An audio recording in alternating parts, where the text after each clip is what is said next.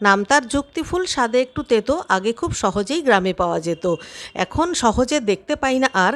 স্বাস্থ্যের পক্ষে ভালো, তাই সবার খাওয়া দরকার।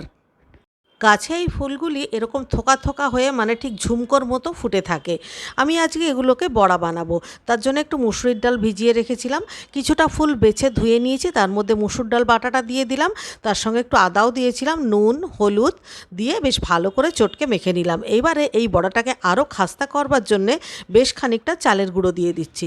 চালের গুঁড়ো দিয়ে মাখলে পরে একদম শক্ত শক্ত টাইট টাইট হয়ে যাবে, যাতে করে বড়াটা খুব খাস্তা হবে। দেখুন আমি খুব টাইট করে মেখে নিয়েছি। এবারে কড়াইতে একটু বেশি করে সর্ষের তেল দিয়ে মোটামুটি মাঝারি আকারের বড়াগুলোকে দিয়ে দিলাম। প্রথম 1-1.5 মিনিট একদম নাড়াচাড়া করব না, তারপর ধীরে ধীরে খুন্তি দিয়ে বড়াগুলোকে উল্টে দিতে হবে।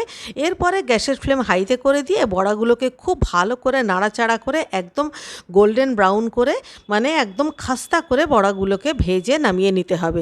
দেখুন বড়াগুলো আপনারা দেখলেই বুঝতে পাচ্ছেন যে বড়াগুলো খুব শক্ত শক্ত হয়েছে, মানে খুব খাস্তা হয়েছে। এবারে বড়াগুলোকে আমি একে একে তেল থেকে ঝরিয়ে ঝরিয়ে তুলে নিচ্ছি।